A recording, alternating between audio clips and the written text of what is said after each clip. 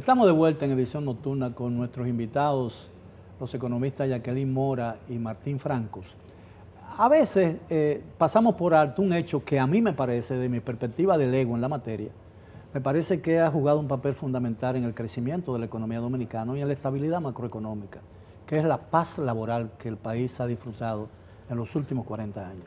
Que yo recuerdo, no se ha producido una sola huelga que haya puesto a una empresa en una situación de bancarrota, ni el país se ha visto paralizado por una demostración de protesta laboral tremenda. Este año tiene que comenzarse a discutir el tema nuevamente del tema salarial, el que es referente al salario mínimo.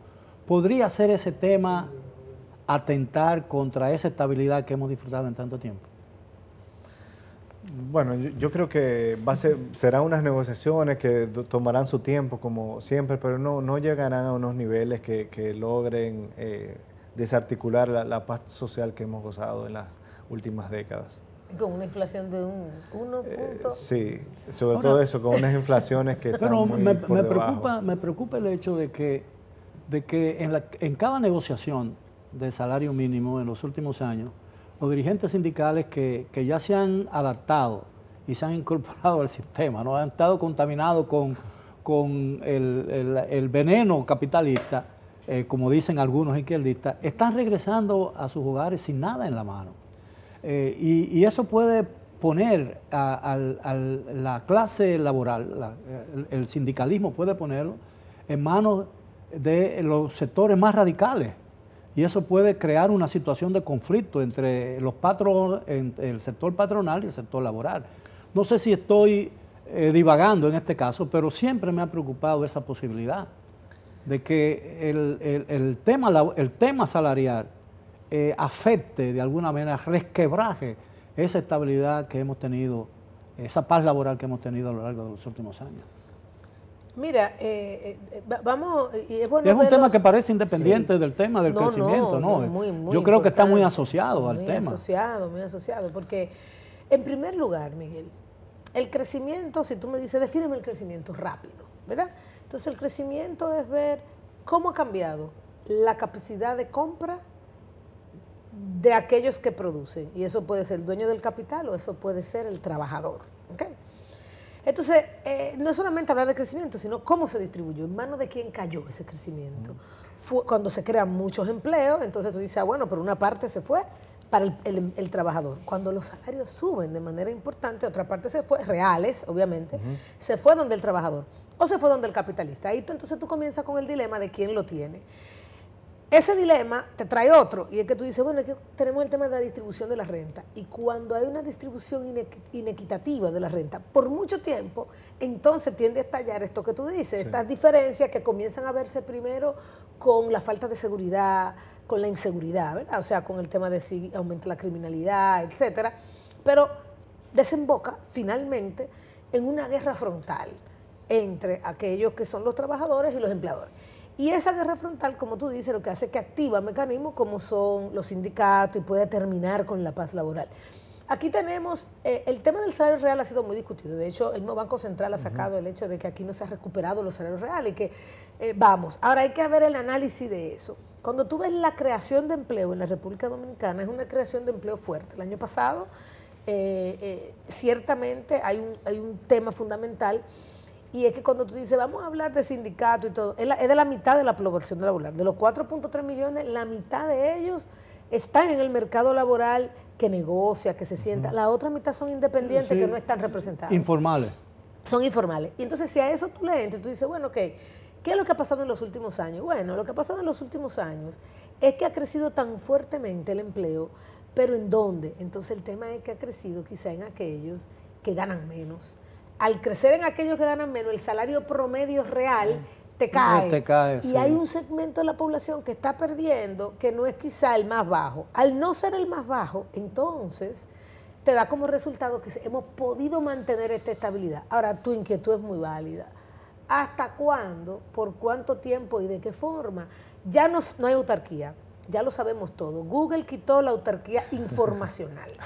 Y ya todo el mundo entra desde el nivel más bajo y dice, pero ven acá, espérate. Y no importa el uso horario. todo tiene un ya en tiempo real. Esta tecnología ha hecho que esa inquietud tuya, que en otro tiempo yo te lo hubiese totalmente descartado, te diga, no, yo tengo un consumidor y un empleado con más información, con más fuerza. Aunque todavía es la mitad, tiene mucha fuerza. Aunque el que más se está beneficiando es el de abajo, tiene mucha fuerza, porque la pobreza nos dice que es el de abajo el que se está beneficiando. ¿Verdad que sí, Martín? Sí. Sí, en los últimos años, bueno, las cifras de pobreza se han reducido, como quizás todos ustedes sepan, y se ha reducido por dos fenómenos, ¿no? Por un efecto de aumento de los ingresos en términos reales, o sea, por encima de la inflación, pero también un efecto redistributivo de que los ingresos, digamos, de los que menos ganan están aumentando más que el promedio. Yo quiero también, no quiero que ustedes me expliquen para yo entender mejor la situación. A veces pienso que cuando el bienestar se mide solo por el consumo, cuando de repente viene un proceso inflacionario, la capacidad de consumo disminuye. En Brasil, por ejemplo, se ufanaban de que el gobierno, el Partido de los Trabajadores, en 12 años o en 16 años había incorporado o había eliminado a 30 millones, había sacado de la pobreza 30 millones. Cuando llegó la inflación, la gente tuvo que entregar su vehículo, perdió su casa, perdió todas esas cosas, vendió sus televisores, entonces volvió a la pobreza. Entonces yo creo que tiene que haber una tabla de medición más estable para establecer realmente qué es pobreza, cómo se combate o no la pobreza. Sí, y de hecho creo que hay, porque hay varias medidas de pobreza y algunos te dicen, mira, él es no pobre, pero está todavía en una situación que si viene un choque, cae fácilmente en pobreza. Y hoy en día la pobreza se mide así, o sea, te miden el no pobre que con cualquier estornudo es casi pobre. Ahora, aquí el gobierno dominicano ha establecido unos programas que a mí me parecen que son muy efectivos en el combate a la pobreza. Por ejemplo, un programa que para mí es uno de los de mayor contenido social que yo he visto en los últimos años y quizás nunca se había hecho una cosa parecida, que tiene que ver con la educación, la tanda extendida. Una familia que tiene 3 hijos, que manda a su escuela pública, se ahorra 20,000 pesos. Y eso es para mí un aumento de salario neto. Sí. Es un aumento de salario que no se toma en cuenta cuando se mide la situación. Y mucha gente que se beneficia de eso no se está dando cuenta realmente que es beneficiario de un plan social muy importante. Pero ¿y se toma en cuenta para medir la pobreza?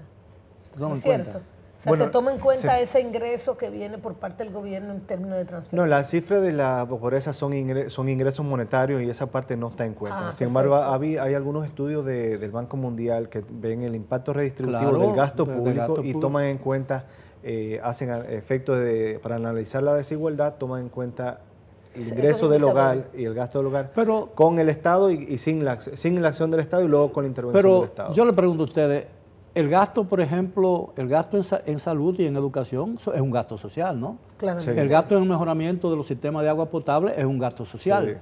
Sí. El gasto que se hace para mejorar y preservar el medio ambiente y evitar los desequilibrios ecológicos que son tan catastróficos, se supone que son un gasto social. ¿Por qué eso no, cuando se analiza la situación del país, por qué no se toman en cuenta esas cosas? Mira, yo te digo algo.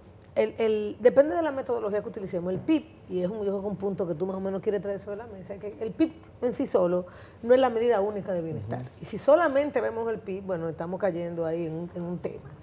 Sin embargo, obviamente, el PIB sí toma en cuenta el sector educativo. Y el sector educativo tiene adentro el gasto en educación y tiene adentro los salarios de la gente que está ahí. Y por ende, cuando tú ves crecimiento del PIB, estás viendo ese tema del gasto social, que es sacarle el ingreso a un grupo de personas para ponerlo ahí con el tema del PIB.